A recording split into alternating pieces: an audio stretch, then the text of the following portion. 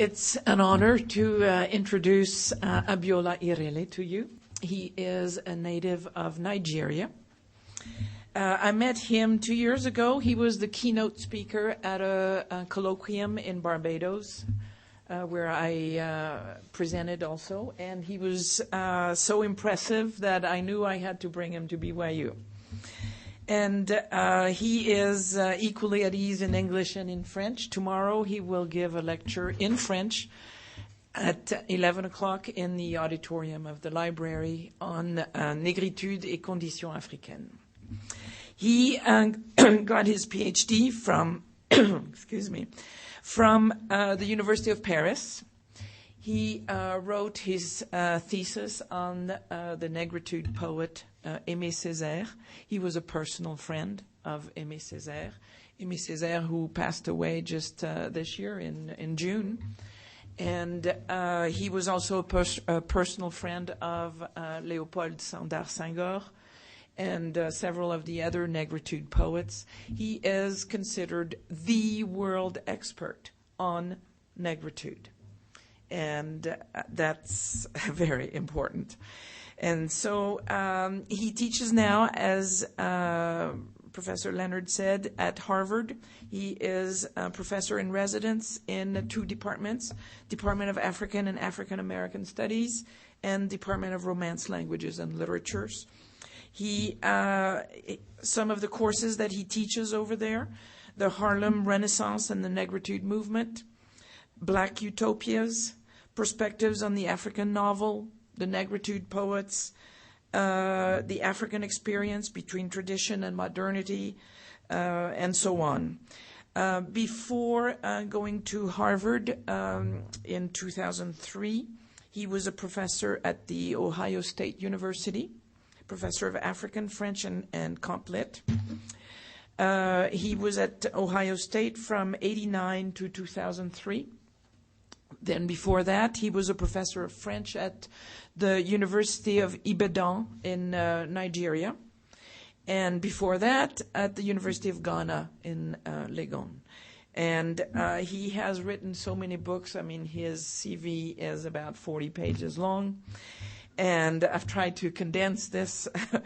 And he is the editor or the author of such books as the Anthology of French African Prose, selected poems of Léopold Senghor, The African Experience in Literature and Ideology, Aimé Césaire, Cahiers d'un retour au pays natal. He is one of the major contributing editors for the African part to the Norton Anthology of World Masterpieces, the 6th edition. He's also published with the Oxford University Press, The African Imagination, Literature in Africa, and the Black Diaspora. He's co-edited the Cambridge History of African and Caribbean Literatures. He's written so many articles and essays and chapters and books. I think I counted 92 in his resume. A couple of examples. The tragic conflict in Achebe's novels, Negritude or Black cultural nationalism, African literature and the language question, Parables of the African condition, the significance of Wole Soyinka, the crisis of legitimacy in Africa, etc., etc. He's got a book that's supposed to come out this week in Paris called Négritude et conditions africaines, out of the Édition Cartala, which is a very prestigious publishing house.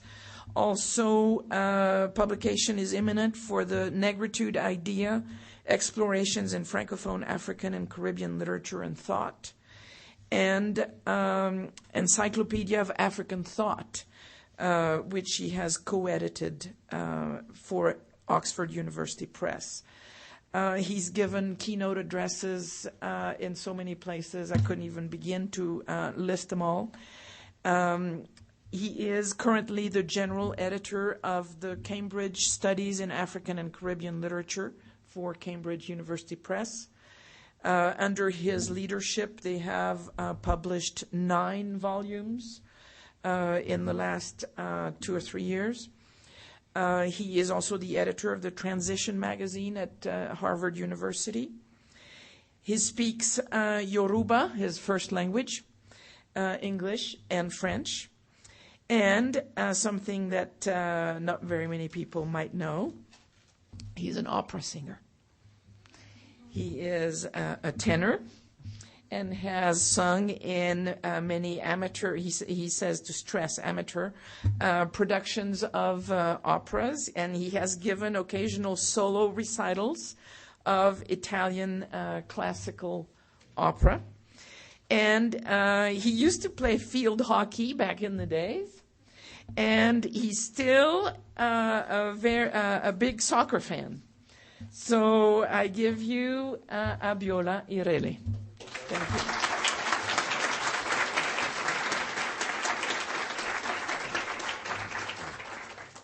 Let me, first of all, thank the Kennedy Center at Brigham Young University for inviting me to give this talk. I'm sorry I couldn't come in January. You know, it was with great regret that I had to cancel because I had traveled to Nigeria, and it's the worst season actually to travel because it's the Harmattan period. You know, and a lot of dust in the air. So I got, you know, all, I won't say infected, but I mean, you know, I just couldn't make it, you know. So, but I'm very glad to be able to make it.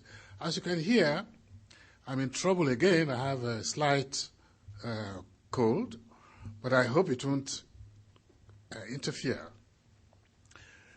So let me begin, first of all, by stressing the, let's call it the symbolic significance of the Africa Union. Before that, it was the OAU, you know. You might even say a certain sentimental attachment of Africans to the idea of African unity and the effort, the struggle over the years to realize it in concrete institutions. Like, say, the OAU and then more recently the African Union.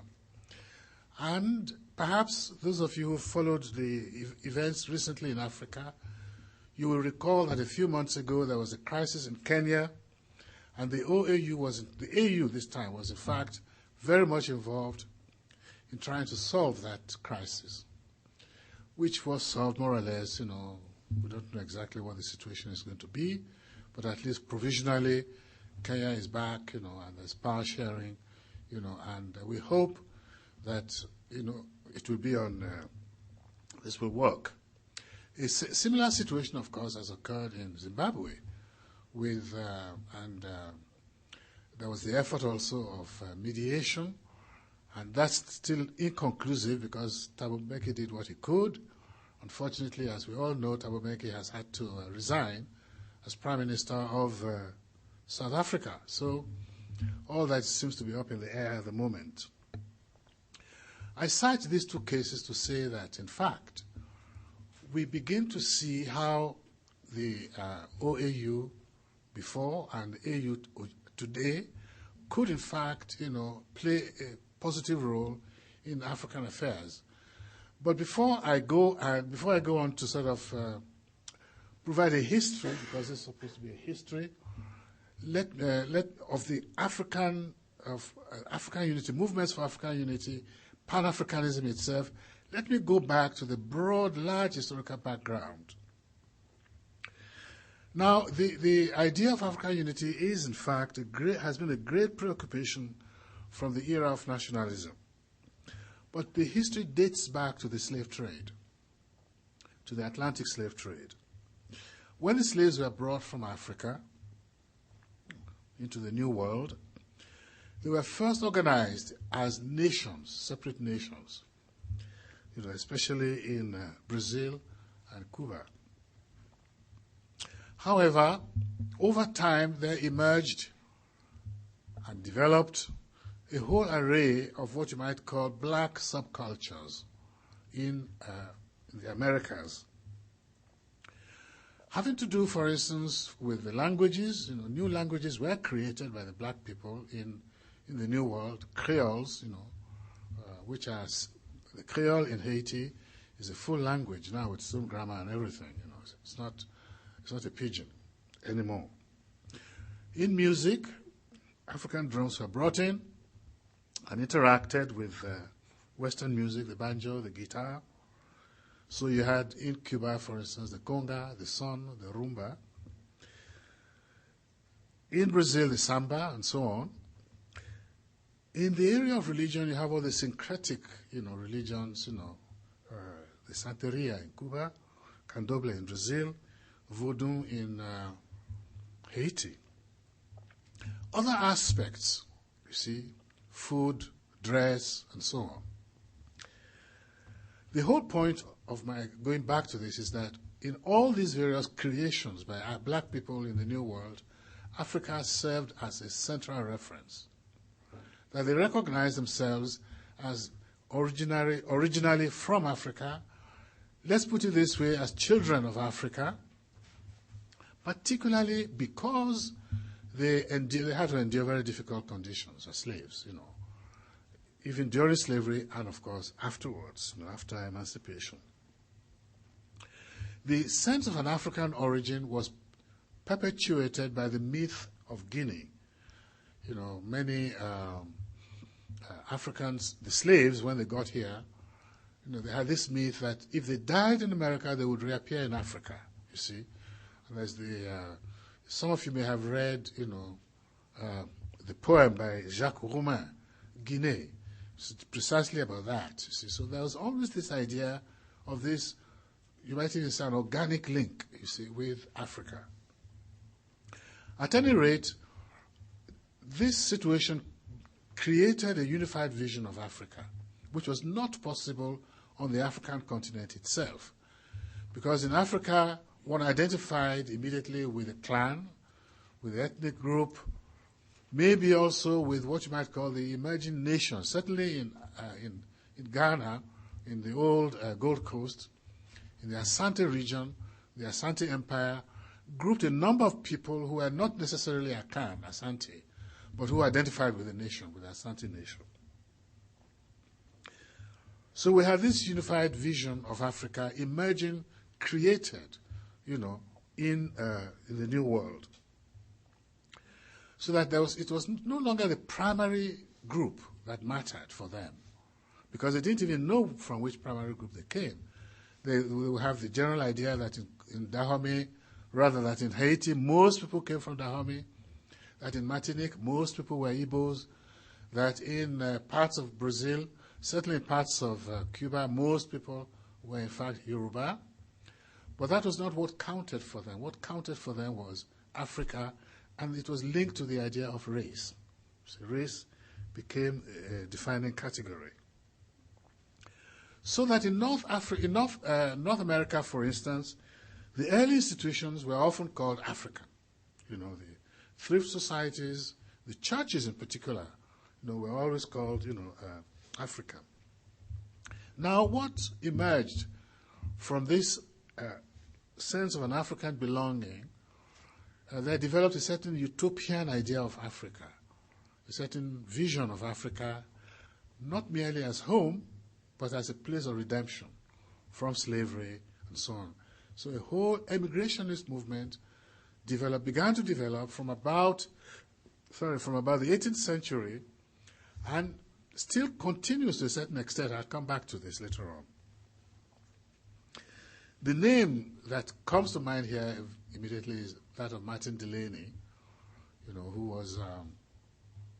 who went actually to Nigeria to try and negotiate territory to bring the slaves back and resettle them.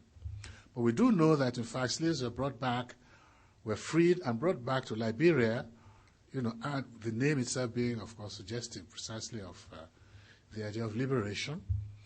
And Freetown in Sierra Leone, this was under British auspices.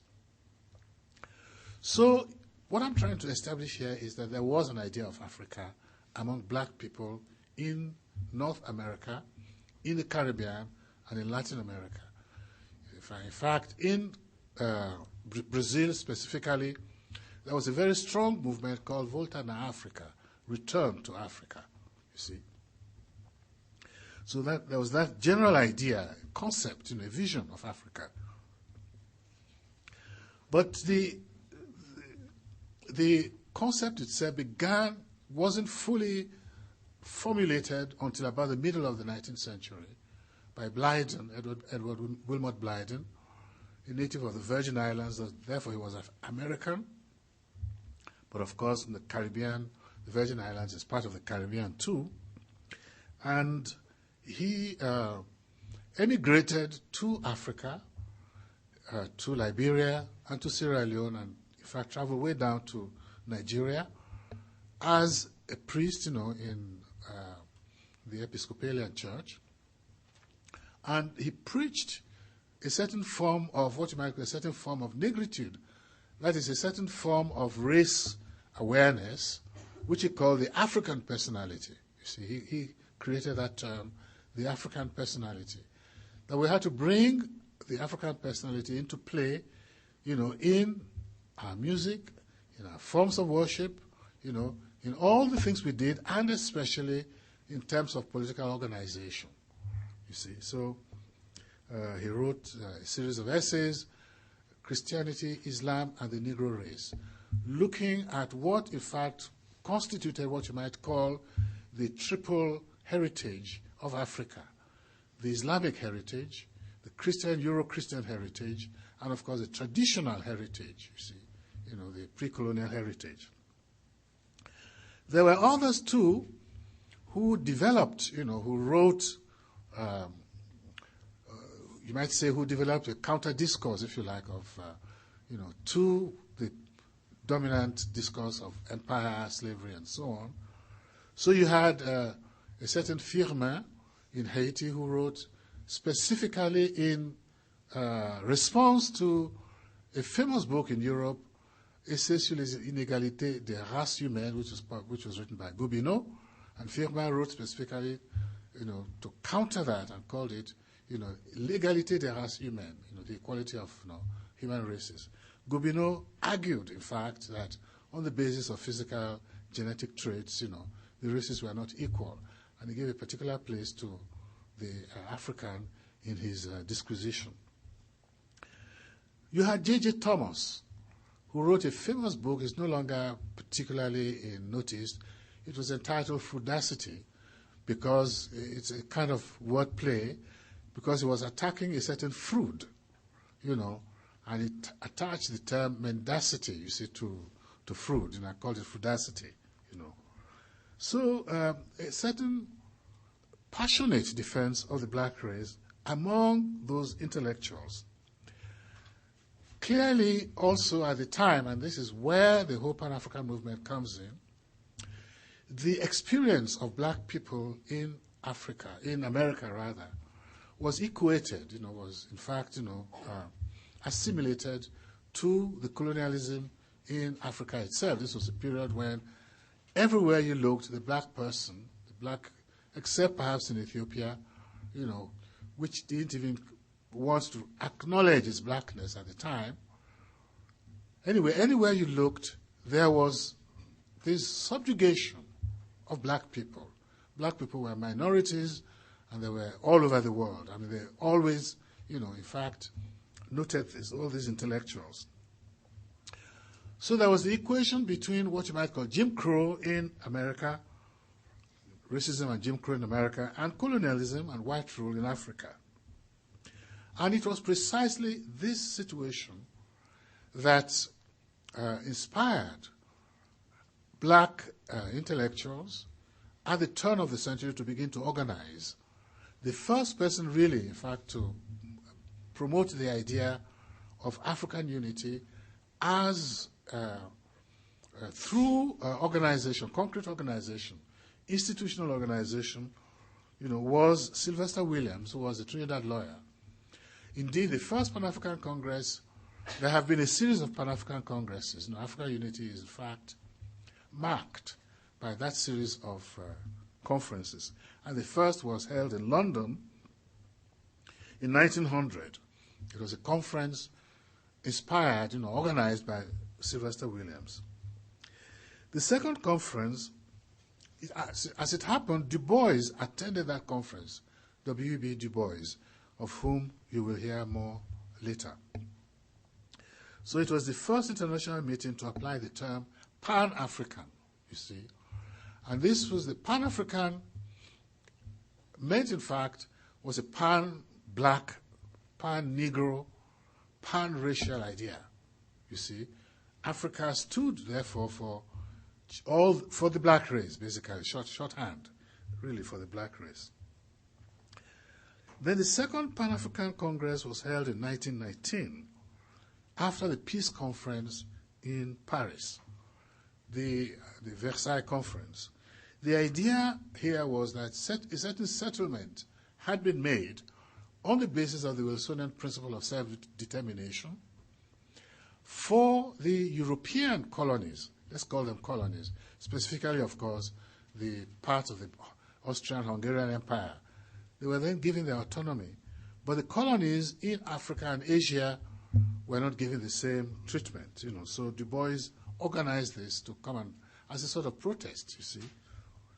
And so they had all kinds of delegates there, 57 delegates from 15 countries, you know, who came.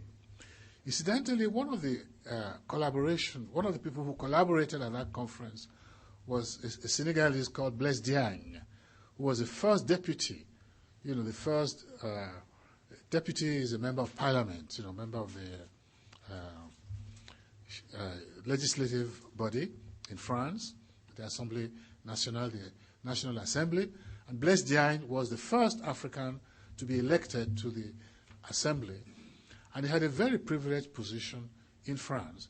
And he more or less facilitated arrangements for that conference in 1919. It did not amount to much, but all through the years between the two world wars, there were lots of movements in France itself, you know, which are generally pan-Negro, you see. The influence here of Marcus Garvey must be remarked. Marcus Garvey was a Jamaican who came to America, organized mass rallies, you know, on the basis of a whole emigrationist project to take black people out of America and take them back to Africa. You know, he founded a shipping line called the Black Star Line, and his influence spread all over the place, into the Caribbean and also into France. You know, so he galvanized, you see, people, you know, emotions. He was even called a rabble-rouser, but he had, you know, oratorical skills. So during the years between the two world wars, the Pan-African idea was kept alive, you see, by a whole lot of people. In fact, one of the people who was involved in this was called Lamine Senghor. No relation really of Leopold Senghor.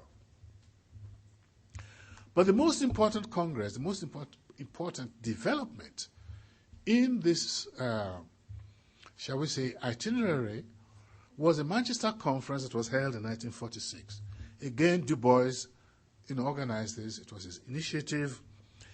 And its importance became very significant because at that conference, the emerging leaders of the African nationalist movement were present, like Kwame Nkrumah, Kenyatta, and Nyerere. It's not certain that Senghor was present, I'm not sure. But, you know, at any rate, that conference in 1946 gave a tremendous impetus to African nationalism. So that, in fact, during that period, up to, say, about the mid-50s, there was practically no difference you know, between the idea of the Pan-African idea and the movement for African for freedom, you know, for African emancipation, the independence movements, in fact. One of the signs, in fact, of this impetus, give me a minute to, as I said, I caught a cold, you know, and yeah. One of the signs of the impetus that, you know, Manchester gave to African nationalism was the Mau Mau revolt in the 50s, you know, in Kenya, where you had the Kikuyus actually rising up in rebellion, and, you know, and what they now call the emergency, which lasted for about 5 years. And then finally, in 1957, you had under Nkrumah's leadership, Ghana emerged as an independent nation. You see, Nkrumah was imbued, deeply, penetrated, if you like, with the idea of African unity. And as soon as Ghana obtained its independence, he organized a conference in Accra, in 1958, 58 or 59, the All Africa Conference at Accra, where he said that the independence of Ghana was meaningless without the independence of the rest of Africa, in fact, without the unity of Africa. One person who attended that conference was Lumumba, Patrice Lumumba from Belgian Congo at the time. And he too was fired up and went back to Congo, and which was called the Belgian Congo. Today it's called the Democratic Republic. It's gone through all kinds of name changes, Zaire and so on. It's not gone back to Congo. Guinea obtained its independence in 1958, Nigeria in 1960, and a whole cascade of independent nations emerged. So you had this idea of African unity, as being the informing principle, if you like, of African nationalism itself. In other words, African nationalism independence was not going to be just an end in itself, but needed to be carried forward to achieve the unity of Africa. But there were problems, and that's why I introduced the term history, problems, and prospects. And I want to look very quickly at the problems. There was the problem of ethnicity, different ethnicities, you see. Congo crisis in 1960, after independence, which is still unresolved. The Biafran War in the late 60s, which went on into 1972.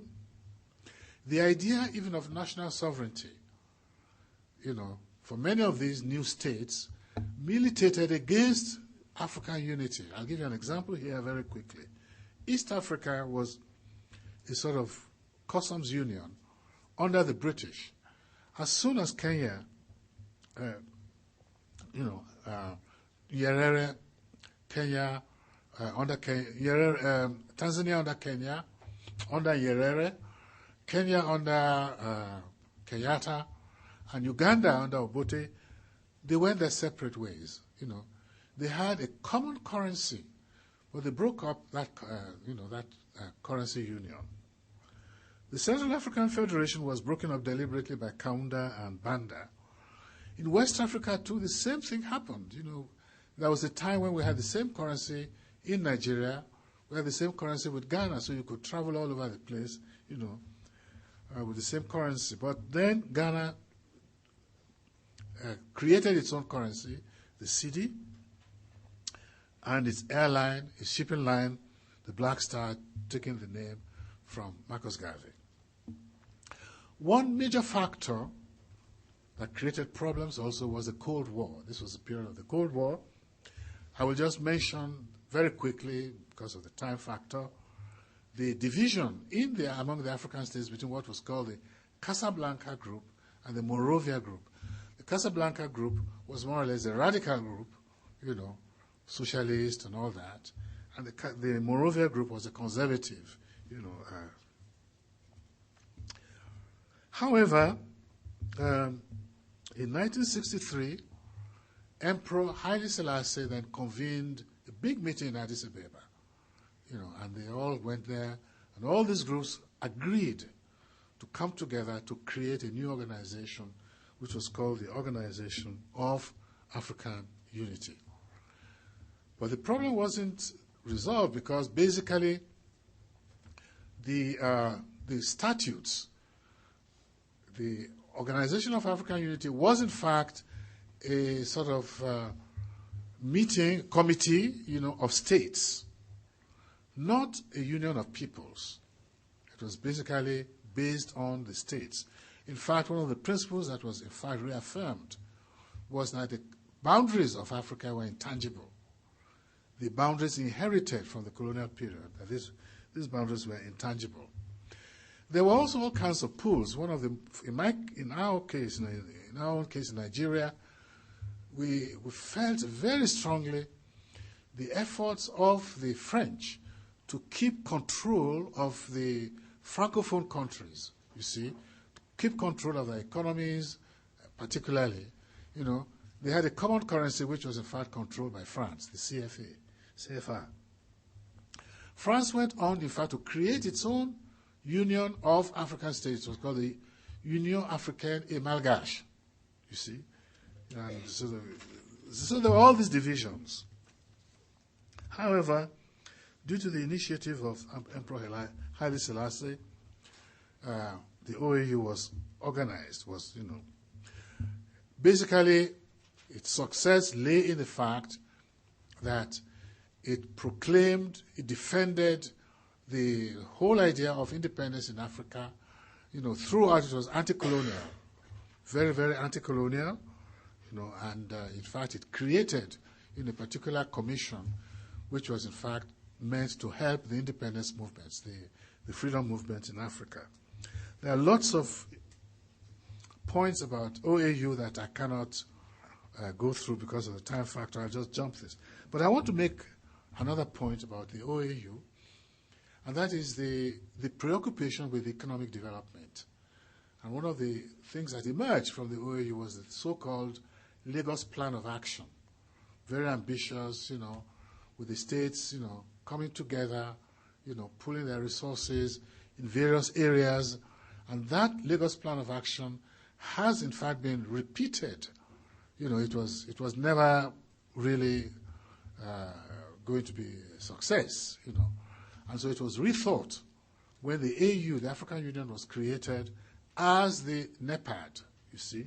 So another aspect was the ECOWAS, sub-regions, ECOWAS and SADC. ECOWAS in West Africa, SADC in Southern Africa. So the African Union was created in July 2002, at the same time as the Initiative for Economic Development, which was called NEPAD, that is, New Partnership for Africa's Development. NEPAD is is sort of a blueprint, of economic development in Africa, for the due period. Its orientation was frankly capitalist, because by 2002, most African states were indebted, so that the IMF had to come in, impose the SAP, Structural Adjustment Program, and all the dreams, all the utopias that had been more or less created had failed, and one had become more or less realistic. That was the idea, so that, this was now to promote foreign capital in Africa and to create the kinds of the institutions, that will help, in fact, in economic development, In fact, they had all kinds of committees precisely to make sure, that some of the agreements, were adhered to ensure that the policies and practices of participant states conform to mutually agreed values, codes, and standards contained in NEPAD's declaration. Another plank of NEPAD was democracy, you see, as a sort of reaction against the coups, all the, what you might even call the political chaos in Africa. So let me round up very quickly, and to say that you have these two phases of African unity, first as an idea, born definitely in America, and then as an effort to create, as the effort to make it practical, to implement it, in concrete terms, as economic programs, as political programs, and so on. Okay? So, but there are enormous challenges ahead for us. I've mentioned some of them. Ethnicity. Right now we have I can enumerate a whole number of problems right now that still militate against any kind of action towards, making African unity, all those economic programs, making them a reality. For example, you have, Somali has collapsed. I mentioned Somali specifically because the idea has always been that, well, where you have this diversity of languages, of cultures, and so on, and ethnicities, you are not likely to have, you are not likely to have unity, within the territory itself. Not to talk about, the continent. But the Somalis speak the same language, and they all belong to the same religion, they're Islamic, and yet it is one major example of a failed state, if there was one in Africa today. So you had the civil war in Sierra Leone, spreading in Liberia, spreading to Sierra Leone, with all the atrocities that were committed. You had ongoing war in Sudan. People forget that the war in Sudan did not start. There were two phases, in fact. There was the earlier phase with the Anyanya, which was settled, you see, but the promises, were broken by the government, the Arab government, in Khartoum, which then made it necessary to start another campaign, which only ended just about 2-3 years ago. There is a big problem also, which is the medical problem, environmental problems, the medical problems of AIDS and so on. Okay?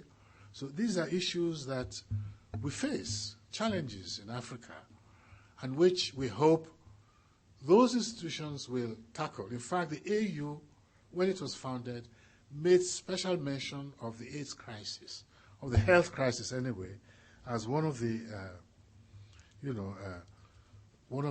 problems to be tackled. Education, health, and all that. What is the possible direction? I will try and round up very quickly here. Can we see African unity being developed with the EU, European Union, as a kind of model, you see? We all agree that the European, we all agree that the European Economic Union, European Union, has succeeded, perhaps even beyond one's wildest dreams, So you have all these Eastern states wanting to join, and Turkey wanting to join, which is, of course, a sign of success. On the economic plane, will Africa be able to organize that kind of union? One of the factors that militate against the EU model is the very vastness of the African territory. To be able to see some kind of economic union stretching from the west in Dakar to the east in Mombasa, for instance, I'm trying to exaggerate this, but in fact it's no small problem. Is a continental government possible in Africa? The idea is still being pushed by the Foreign Secretary of Senegal, Gadio. He went to Accra last year and said his country, Senegal, he said he had got clearance from the president, was willing to, give up its sovereignty so that Africa can be, united. And they're thinking, in fact, in terms of a coordinated military union, economic union, and political union. There is room for doubt. There is room, definitely, for, shall we say, a certain, even pessimism on these questions. But what is clear, however, is that there is a Pan-African vision. It's still very much alive, and there are informal meetings, particularly by those on the left, basically of a socialist conviction. Almost every 2 years, you have some kind of Pan-African Congress or conference or meeting held somewhere in Africa, So many of them. And the rhetoric of African unity is still ongoing. It is still being, shall we say, produced. You see, you read any article, there's always the emphasis, you see, on African unity. And so despite all the problems that I've tried to evoke here, whether these ideas can be implemented or not, what is certainly clear is that there can be no resolution of African problems without very close cooperation between the states, between the governments, between institutions. Whether this can blossom, put it that way, into an intercontinental government, that's something perhaps that the future will decide. Thank you.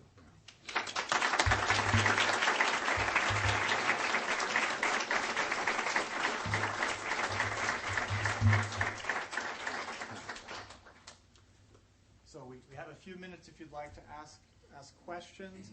We just ask you to raise your hand and wait for the wireless mic so we can get you, and tell us your name and what you're studying so we know who you are.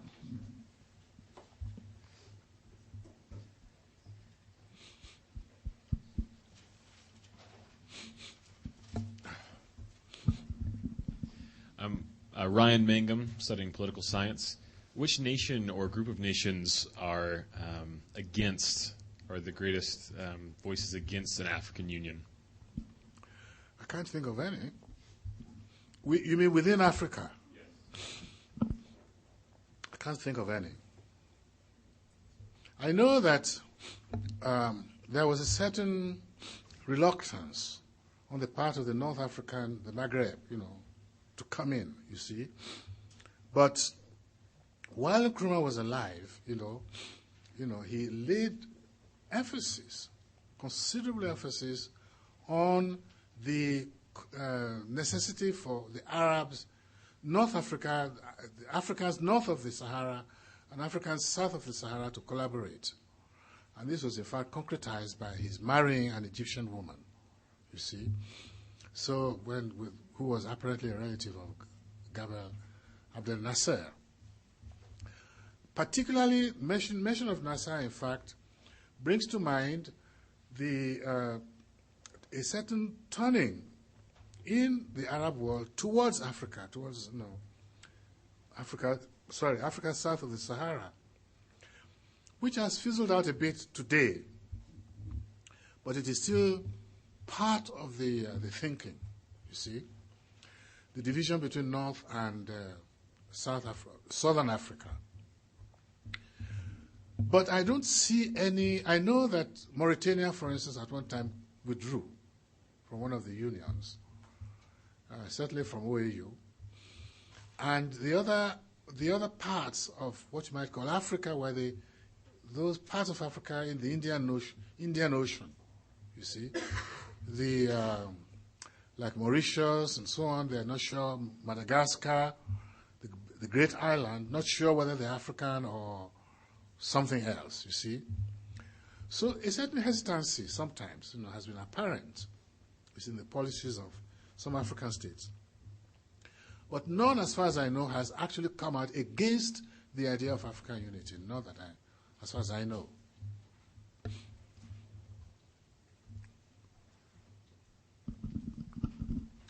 My name is Jeremy Meek. I'm a senior here at BYU in sociocultural anthropology. The question I have, you talk about unity. Unity in what sense when you say that people are seeking to unify Africa? Obviously, Africa has a vast range of political, educational, and economic paradigms. And is it a unity in that sense where you're trying to homogenize these paradigms, or is it a unity maybe in more of a pathological sense? This is the idea of African unity is a response to colonialism. You see, colonialism not merely in its objective manifestation, but also in its subjective aspects. The ideology, the notion that Africa was being colonized for its own good, the so-called civilizing mission, etc., etc. So it was a reaction, and the connection with the Americans, the black Americans, was based on the same idea that they were also going through, a fairly difficult experience in America, Jim Crow. The African American writer, what's he called now? He used the expression an identity of passions. You see, an identity of passions. That is, because of this, common experience, it's brought black people together. You see, but it is obvious that it is not a sufficient basis, because as we say, in fact, in my language, in the Yoruba language, the tongue and the teeth are housed in the same mouth, but they fight. So where you have different ethnicities, in the same country, you have conflict, you see. So there's the desire, there's a principle, the desire for unity. Let me even call it the rhetoric of African unity, but the reality is different, you see. There are rivalries, you see, and there are objective difficulties, you see. So we must make the distinction between what I've called the rhetoric, the idea, which is a very attractive one for many, many Africans, especially young people, and the reality of it, okay? So you might say, in fact, that African unity is a utopian idea. But a utopian idea because it can hardly be realized, certainly not, very rapidly, but it is a necessary idea. This is what utopia stands for, really. You see, that you may never attain it, but it propels, you see, action, and it determines, attitudes and so on and so forth. This is the kind of role that I see the idea of African unity playing now. Yeah.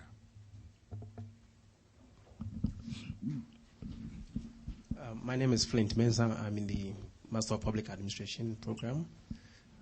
I'm from Ghana. In your opinion, what do you think should have been the reaction of the African Union to a person like Mugabe? Mugabe, where Mandela described his leadership as a failure of leadership, and do you think how the situation is now and how African Union handled the situation is the best that they could have done? Yeah. Well, the Zimbabwe situation is heartrending, is one of the contradictions precisely, of this idea of Pan-Africanism, African unity, and so on, because there's a certain inhibition going out and condemning your brother. This is what Thabo Mbeki was saying. There's no crisis in Zimbabwe. What he was trying to do was to say, look, let's not, shall we say, wash our dirty linen in public kind of thing. Okay? Let's organize it among ourselves.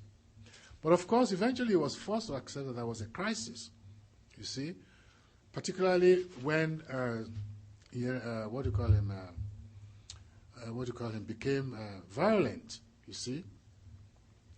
So the desire, I think most African intellectuals, I use the word intellectual guardedly, would condemn,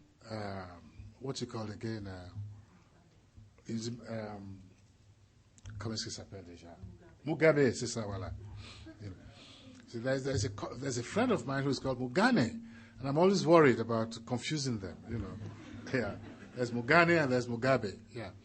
So there's this reluctance to condemn him because he was a hero of the independence and so on, but he wore out that patience, let's put it that way, And almost everybody that I know of, except the diehards, would condemn him. Okay? And it is interesting precisely that it took Mandela, that statement from Mandela, before Mbeki himself then changed, you see, and took on seriously the task of mediating.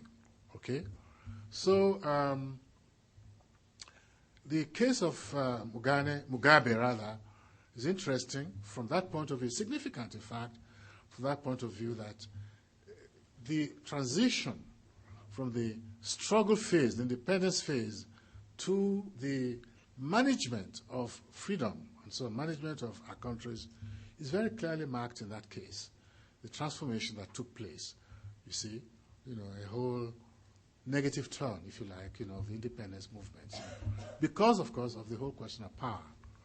The whole question of, and this is all over the continent. I mean, I'm from Nigeria, and we've had all these coups. You see, all the instability and so on, But I keep saying that this is not an experience, at least in historical terms, that is unique to Africa. You see, if you take the French Revolution, which took place in 1789, it was followed by all kinds of internal dissensions, civil war, les Chouans, and so on. Then coup d'etats, Robespierre, for instance, and his terror. Coup d'etats, the emergence of Napoleon, all kinds of foreign wars, adventures. For about 100 years, France was in fact being rocked, you see, by all kinds of, events, you see. It did not really achieve stability until the Third Republic, late in the 19th century, you see. It's no comfort. Probably shouldn't serve as a comfort. Maybe we should try and give the example, in fact, to France, and organize ourselves better than the French, more rapidly. Maybe we should do that. Or at the very least, draw lessons from the French experience, which I don't see happening in Africa yet, you see. But I'm trying to highlight an issue, and that is that when you have, say, states of transition, it's pronounced states of transition as we've had in Africa, you're going to have all this disorder. You're going to have instability and so on and so forth, When I was growing up in Lagos in the 40s and 50s, Latin America was the example of instability, political instability, with all the dictators and so on. Now Africa has inherited, that, how shall I call it, that legacy. So, this is not to excuse Africans, but to say that there are, in fact, circumstances that mitigate, alleviate, what you might call, the condemnation.